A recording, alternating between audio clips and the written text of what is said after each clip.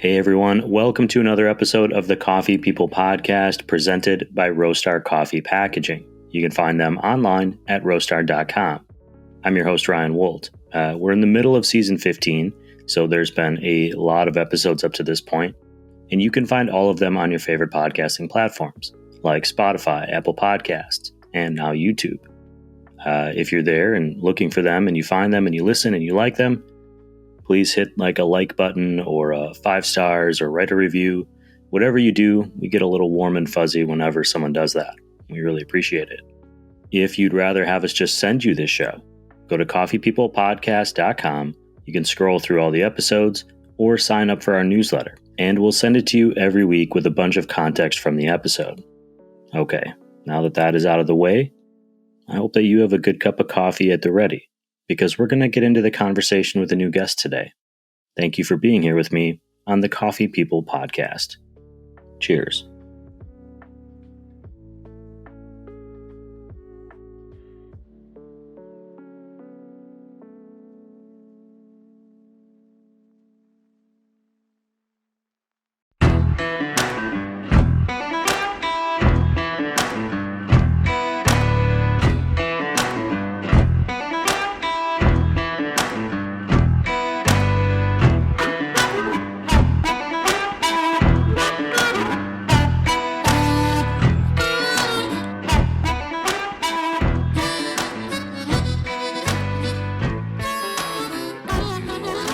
I tried not to learn too much because I want to learn it today, on the show. But it was actually pretty easy not to learn anything about you.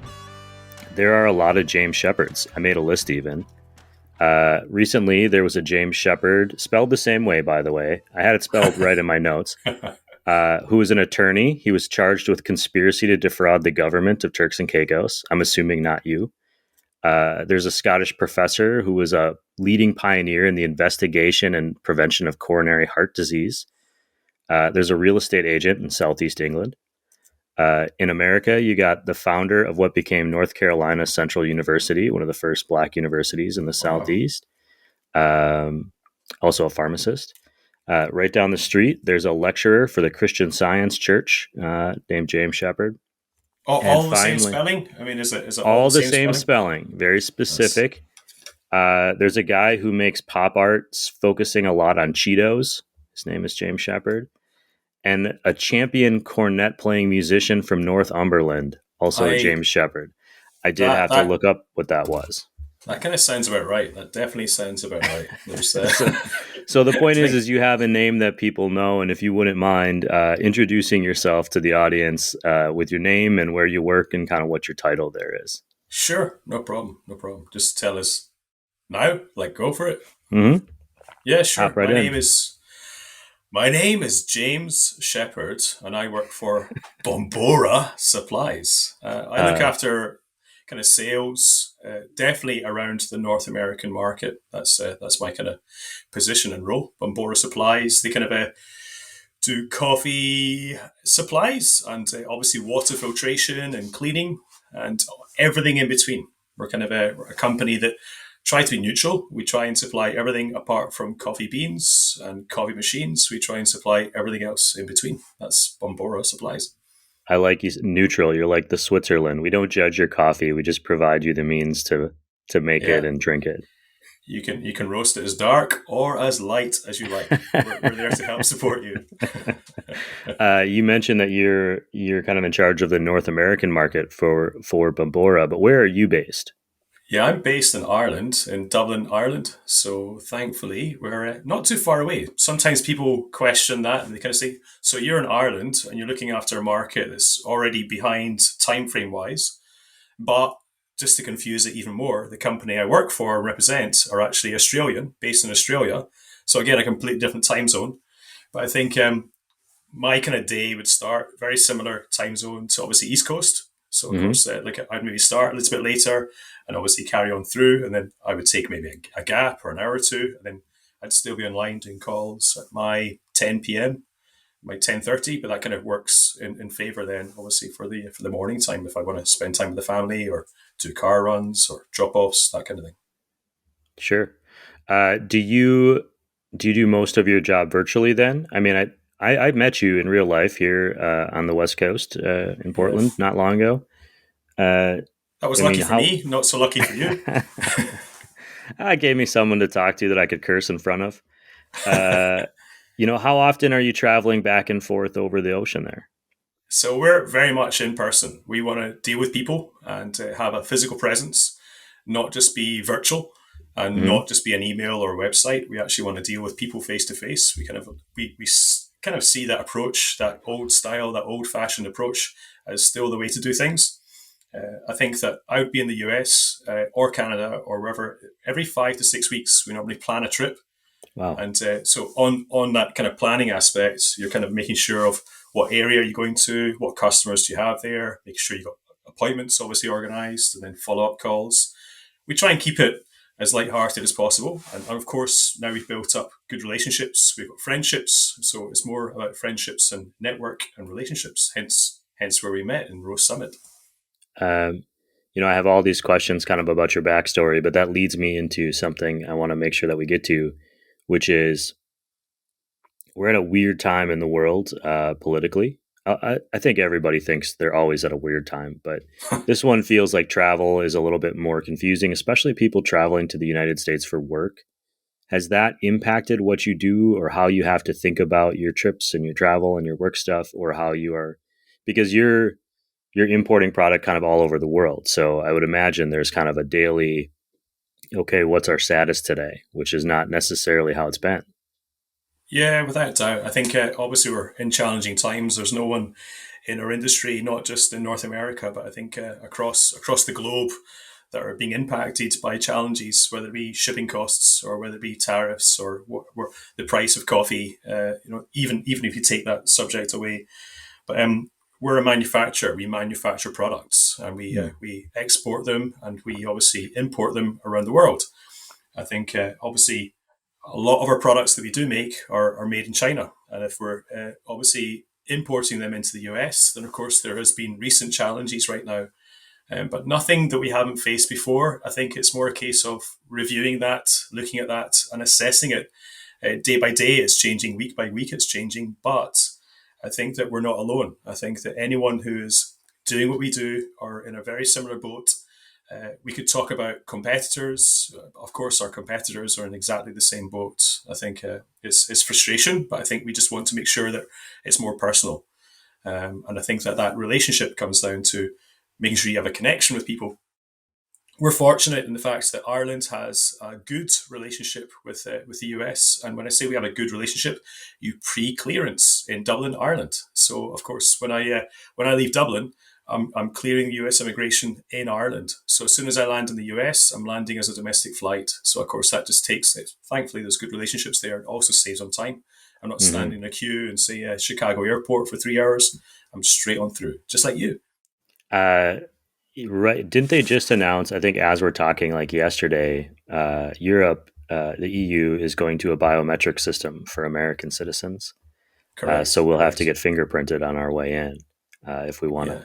continue on. So I've been, we just got back from an overseas trip. And so that was, you could see the machines were being set up as we were there for that purpose. So it's just an interesting time for people who like to travel, people in an industry that requires it.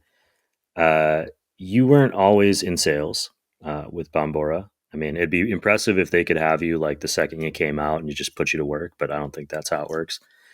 Do you have any first memories of coffee or your first coffee experience? You mentioned to me that you didn't drink coffee until you kind of got into the industry, but when was that? Where was that? Yeah, sure. I worked. So initially, there was a job that popped up. I was working for a company, and I was looking to complete career change. I was selling kind of smoothies and slush drinks, and wanted a complete career change, and wasn't really enjoying it. And of course, I was with a recruitment company, and they sent me a note and said there's a job as for representing a coffee roaster in Scotland, in Glasgow, Scotland, and they're saying they're looking for a salesperson and would you be interested. And I didn't drink coffee. I had no interest in coffee whatsoever. That was about 20 years ago. And I went for an interview, met a guy, and we got talking, and obviously he invited me to the roastery, and we kind of hit it off early on. And he said, would you like a coffee? And my wife had said to me before I went for the interview, what are you going to do if they ask you for a coffee? I couldn't tell you what a latte was. I couldn't tell you what an espresso was. And I said, lie. So, of course, he said, what would you like? And I said, whatever you're having. And he said, I'm going to make a latte. And I said, I'll have one of those. So he produced a double shot espresso. And I was like, what is that? And, of course, he then foamed the milk and steamed it. And he wobbled his head as he did it. And then very carefully, we both went back into his office. And he sat down. I sat down. He lifted his cup and he missed his mouth. And the coffee went all down his chin, all over his tie and his shirt. And that just broke the ice. I put my cup down, didn't have to drink it. And the rest is history. I got the job. So, yeah, that's a true story. That's a true story. So you take that job with the roaster, but obviously you've continued on the industry. You mentioned that was 20 years ago. How did your kind of coffee education progress then? And I have notes here like that you were a barista at some point, or you were competing as a barista. Yeah, so the company that I did work for at the time, they were a Scottish roaster. They were 140 years old as a family business, and they were like the sixth generation. The person who owned the company at the time, he was a massive innovator, leader, and just a forward thinker. He created a website called coffeepolice.com. And you're talking in the early 2000s, even before that. And it was basically to report coffee crime. I mean, and it was basically, it was barista trainers. That's and brilliant. You could go out and you could obviously report coffee crime. His whole model was if you were customer facing, then you had to be able to pull good shots of espresso, steam good milk, and over a period of time, then he would encourage the staff members to get their customers to enter barista competitions. The downside was I tried to encourage my customers, but none of them were really willing to enter the Scottish competitions. But I then kind of fell into obviously competitions, and then after competing for a few years, you get absorbed into this thinking and feeling that your coffee and what you're doing is the best. And it's not until you probably start competing that you're able to mix with others that are doing exactly what you're doing. And you're able to taste other coffees, and you're able to obviously experience that. And after 2 years of competing, I still didn't have a clue what I was doing, and I thought I would go forward. I thought I'd go forward to judge, and I was really fortunate to judge for the UK, for the Irish Championships. I know that was a really interesting time in Ireland because we'd moved from Scotland over to Ireland with the same company, and it was very much what was happening in the Irish coffee scene, and that was which is now one of the most dominant in Europe right now is the Irish coffee scene. But I was lucky enough to judge in the Worlds, and then by that, all through volunteering, I was invited then to take part with the World Coffee Championships, which what people know now, and then on the back of that, invited onto the European board, and that was literally before the two organisations merged, before the two European and the US organisations merged. So yeah, I was part of that. I would like to point out that you said something that I feel like I have also said numerous times in my life, which is I didn't know what I was doing, so I went on to judge other people and what they were doing. Well, competing. So, of course, it's more a case of go and learn about the rules of the competition in a way. And I think that if anyone's ever competed and then they've gone into judging, I think there's an awful lot more empathy there, because you've been on the other side. There's an awful lot of people that just go straight into judging, and of course they haven't had that experience of being behind a bar. They've not had the experience of shaking like a leaf, trying to memorize your coffee descriptions and presenting your coffees. So of course it's an extremely intimidating thing. So anyone who competes, and of course Milan is coming up this Friday, and that's where the World's Barista Championships are taking place over the next 5 days, over the next little while. It kind of reminds me of, somebody who grows up, gets a job in a bar, a restaurant, a coffee shop when they're young. They work their way through that versus somebody who goes to college, gets a hospitality degree, and then they're both up for the same job. And it's different skill sets. It's not to say one path is better than the other. It's just the experience of having been there on the ground when everything goes wrong creates a foundation I don't think you get necessarily just from theory. Definitely not. Again, back to what you said originally, like a part of our induction and part of our training, no matter where you were working for that coffee roaster, the roaster the owner actually had a few coffee shops called Tinderbox in Glasgow, and he would encourage the staff to put their hands up and say, "Hey, go and do some shifts, experience this. So when you are talking to customers, you've got some knowledge on this." And I was lucky enough to do a few shifts. Probably enjoyed it more than others in terms of that chaotic side. But it was a good learning curve, and one you try and take. I think regarding all of this, I think the most important thing, you could bring it back to what we discussed earlier on. It comes down to that face-to-face contact that we talked about earlier, and there's nothing more engaging than being able to interact with somebody on a one-to-one, whether it be in a group. You can only do so much when you're online. And I think we kind of learned that from our pandemic time when everybody went virtual. And that's very much where our company right now stands. And that is that they've realized, yes, you can do so much from afar, but you have to be face to face. You have to be able to go and see people and present and talk and educate. It's all about education. Well, and it's harder to say no to someone who's putting in the time and the effort to come and see you. I mean, it's easy to say no to an email.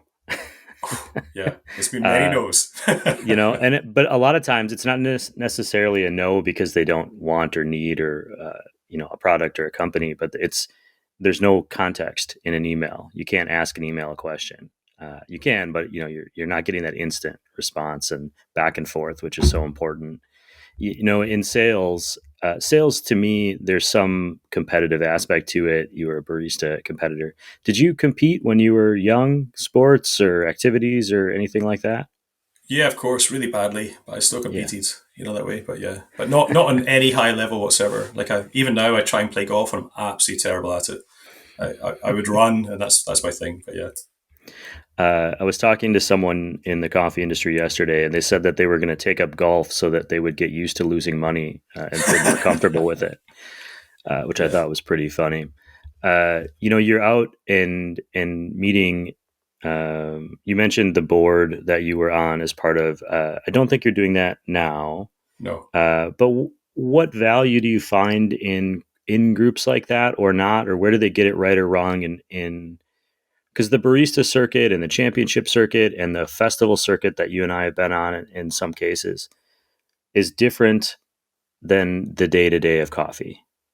So what's their purpose in the world? What is their value to the greater good of coffee?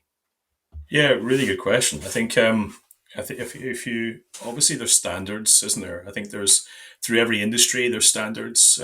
Through any sport, there's a federation or there's an organization. There's a group of people that would probably try and set those form of standards, whether that be in the building construction industry, whether it be in the mechanical motor industry, whether it be soccer or NFL. So I think regarding our side of things, when you talk about the coffee industry, the Coffee Association is pretty much seen as that kind of that go-to in terms of writing programs or education or certifications. I think there has to be a standard. There has to be kind of a level.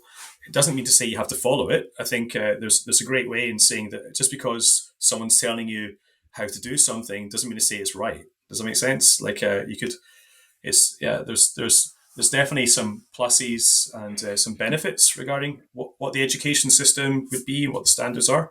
But of course, there's others, and I would kind of be on that side as well. That it's not to say you have to do it that way.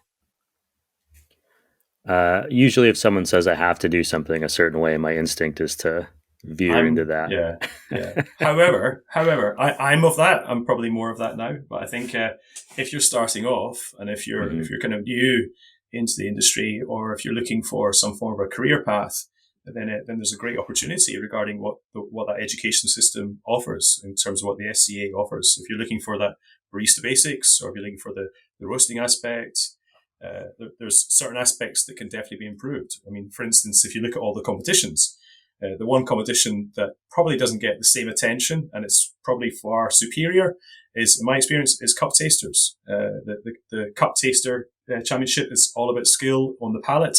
There's no judges, there's no presentation. It's a spoon, and it's down to them tasting the triangular of coffee in speed, and obviously only one is the odd one out, and you have to try and guess what the odd one out is in 8 rounds, and it's the fastest one to do that. That's an incredible competition. That's to me, it's the best competition. No judges. I don't even think I could just do that with the coffee that I have in my hand right now. And it's such a unique skill set. I find that tasting coffee in particular is something that I really have to focus my intention on. I have to kind of block out the rest of the world and just, this is the thing I'm thinking about. But the second something else breaks into my brain, I've lost it, which is Yeah. why I don't do coffee tastings as a general rule. You mentioned Ireland as being kind of a dominant force of the coffee industry in Europe. You're spending a lot of time between both North America, Western Europe. Um, what do you see as being maybe cultural differences as, in the coffee area specifically? I mean, what is trending over there versus over here? Or do you see it all being kind of homogenous because of the internet and because of the TikToks of the world? Yeah, there is a homogenous effect that's happening. There's no question. I think I, I would say it depends on what region you're talking about. It depends on what state you're talking about regarding the US. I think that certain states have more of the chains. There's a huge amount of chains. Of course, you have a number of chains. That you don't just have the Starbucks. You have the Seven Brews. You have various others as well. Obviously, and whereas in Ireland we literally have maybe one independent chain, if that makes sense, which is completely independent. It's an Irish chain. It would be known as Insomnia Coffee, versus the other brands, which obviously which we all know, which would be Starbucks. Hmm. That's pretty much it. I mean, there's a big thing here in Ireland where it's about independence. There's a big thing here about supporting local. And that's obviously we're counties as well. There's a number of counties in Ireland. There's County Dublin, County Cork, County Galway, obviously a number of them, including the counties in the north. And I'd like to think that there's a huge regard to those that are roasting. There's an awful lot of those that are roasting, which of course there's always a little bit of competition, but there's more kind of synergy in terms of sharing knowledge, more about the community. If there's events happening, if there's a public cupping, or if there's the AeroPress Championships, everybody gets together. There's still one kind of large Irish roaster, and they've always kind of led through education. They're over 150, 160 years old, and they're kind of like a household name, if that makes sense. So if you go to someone's house and they have that brand of tea or they have that brand of coffee, there's a nostalgia there, if that makes sense. Hmm. But of course, the micro roasters and some other larger roasters as well have done a very good job in obviously helping to develop that market. I would say that if my understanding of basic history is right, independence has always been a big deal in Ireland and Scotland and in England. Yeah, I think people are proud. I mean, obviously, yeah, they're very, very proud of where they live, where they're from, and also that would come down to their county as well. So they'd be extremely loyal to that particular area. Of course, they'll love Ireland, but if they live in a particular area, like County Hmm. Meath, for instance, which the neighbour County Dublin, they'll be very protective of the county that they live in, and they'll be vocal about it in a friendly way, but still very vocal about it. Sure, that's an interesting thing that I think a lot of Americans are going through right now. I know, I am the pride of place. Even if you disagree with things or agree, you don't have to necessarily uh, be proud of the place you are at the detriment to others. You can just be proud that I represent this place. There's a coffee roaster in Wisconsin, which is the state that I'm from, called Ruby Coffee, and they do such a great job. And I'm very impressed with the business they've built in a very small community. And it makes me proud to be from a place where someone is doing that. It has nothing to do with anyone else's is game, and that's kind of how I relate to it. Uh, you know, you've been doing this now for, you said, almost 20 years. Yes, 20 plus, yeah. 20 plus.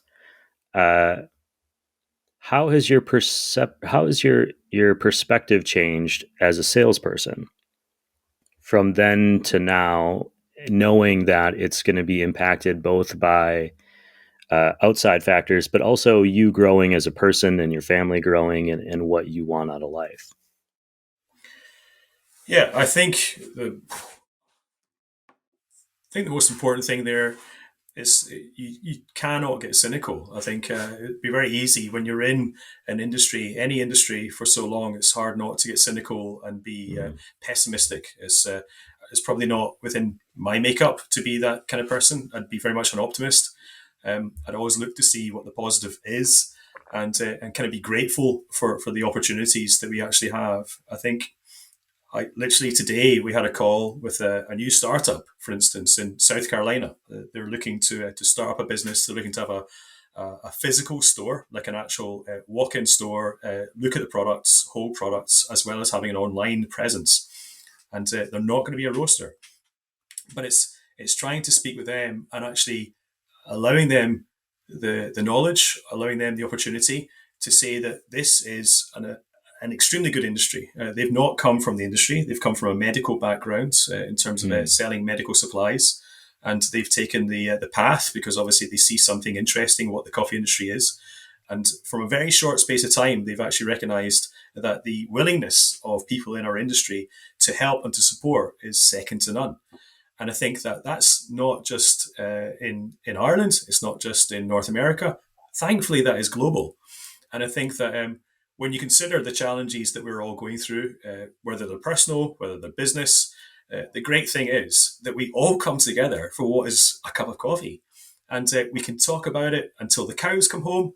And we can learn from each other. And I think that even when you consider we went to Roast Summit, you look at people there and you had all different ages, you had all different experiences, and you had those that were in their infancy, you had those that maybe been 5 years in the industry or 10 or 15 years in the industry. Everybody was supporting each other. And that's what is really, really impressive. So it's hard to be demotivated by that. You kind of get uplifted. I would almost consider that to be like good coffee smarter advice, for somebody in the industry. I'm wondering if you have a piece of life advice outside of coffee, just something that you kind of live by or that you've heard over the years that has stuck with you and you apply to your day to day. Yeah, help people, like help others.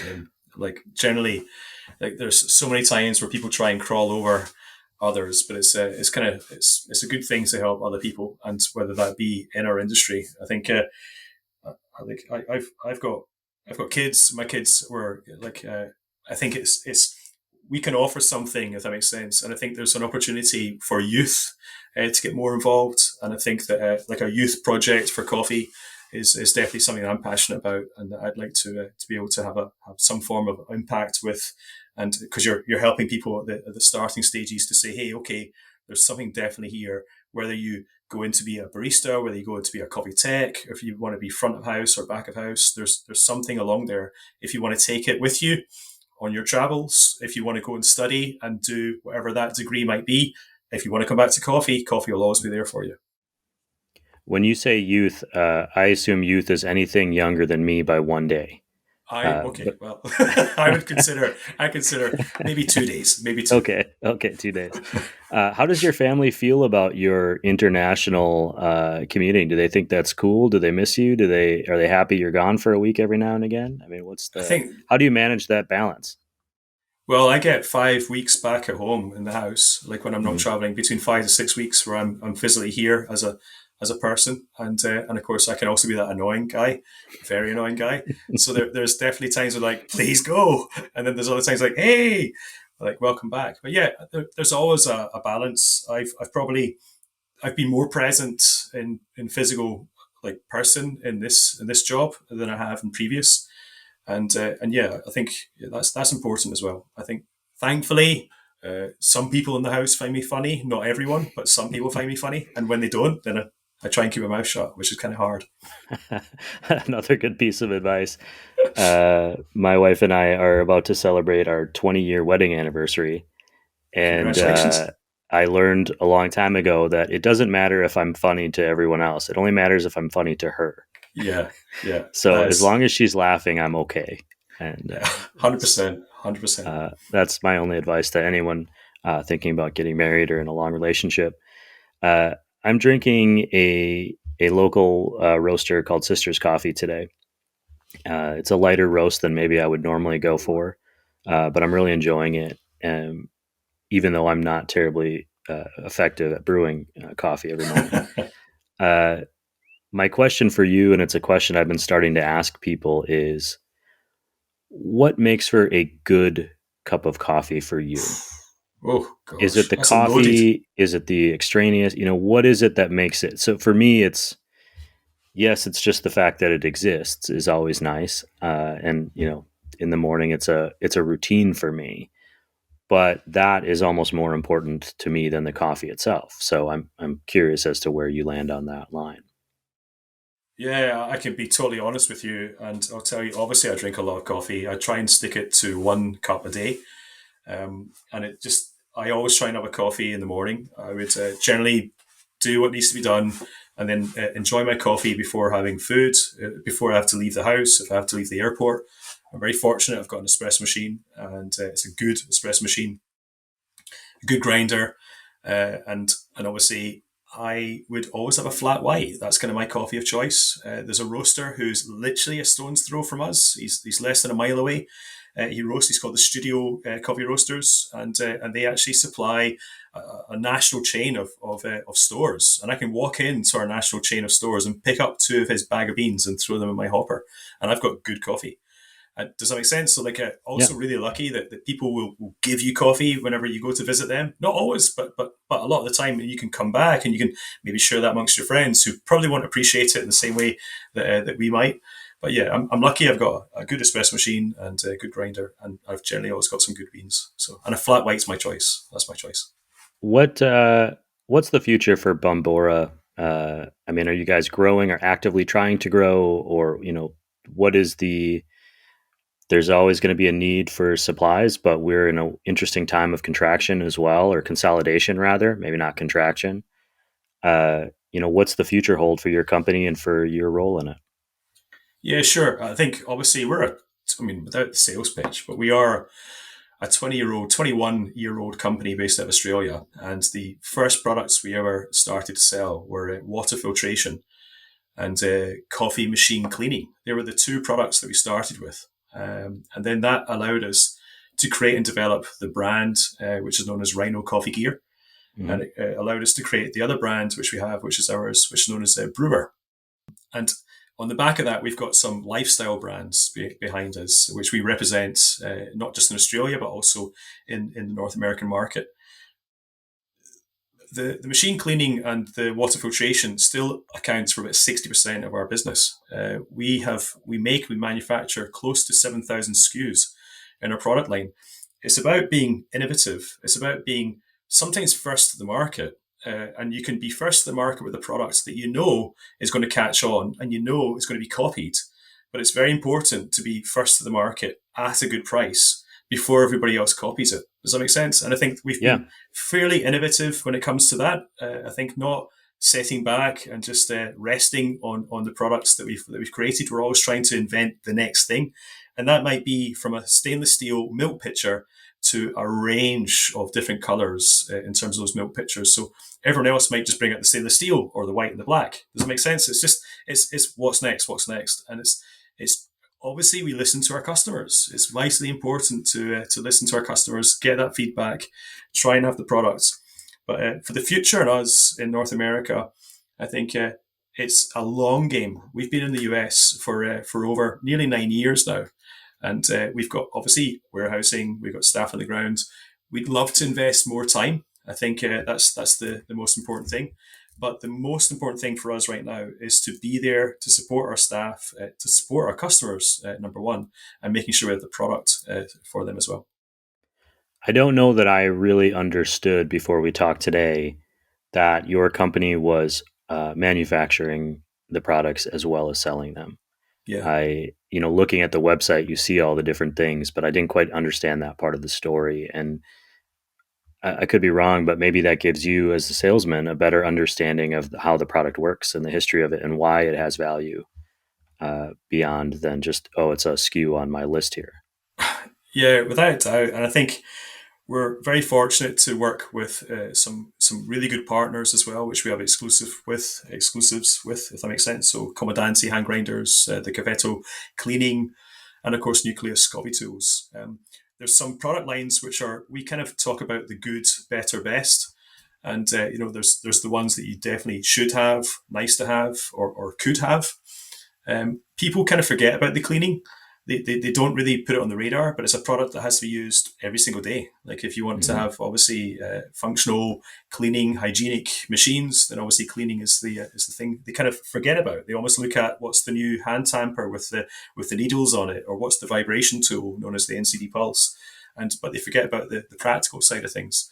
So it's making sure we have more practical things and just being relevant is vitally important. I have a question for you from an interested third party who sent this to me and wanted me to ask very specifically, but they were wondering if you could speak to how good you are at the arcade game Duck Hunter. Well, I would say if I've had a beer or two, I'm really, really good.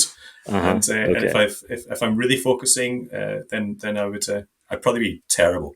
Yeah, let's be honest. I was thinking about this morning and just a little bit on the arcade thing, but I grew up in the late 80s, early 90s as a kid, going to play video games at the bowling alley or wherever I was going. And it was my first lesson in finite resource and also budgeting.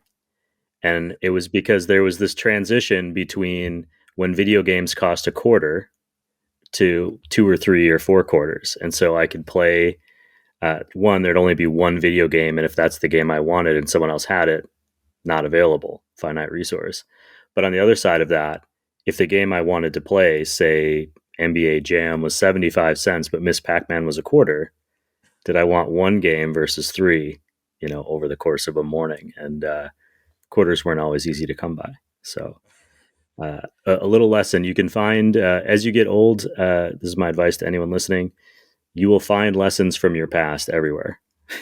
Yes, that is, especially when it comes to budgeting on how many games you can play. We never had them in the bowling alleys. Our amusement arcades were called Puggies.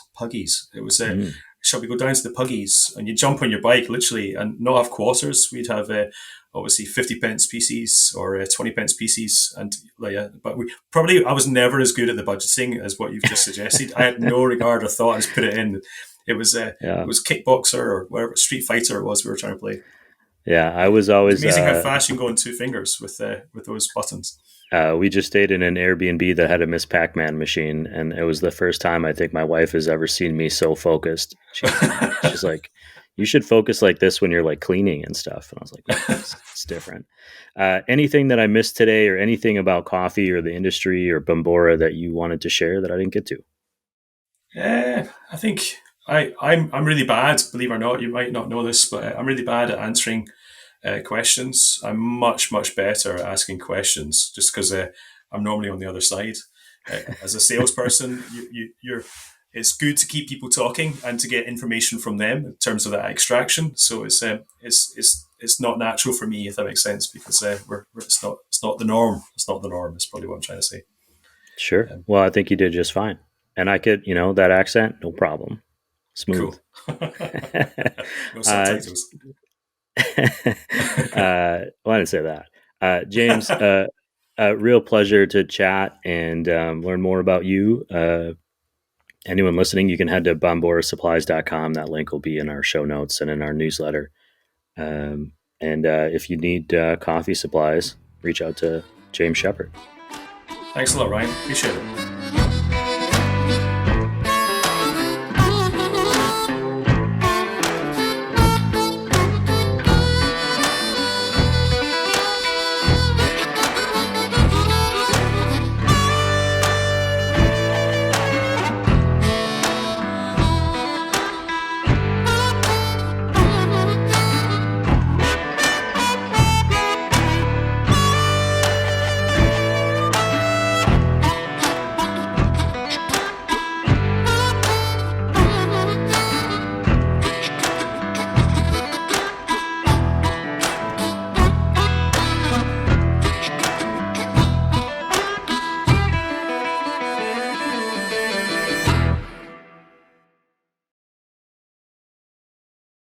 Sliding into your screen is not just any coffee can.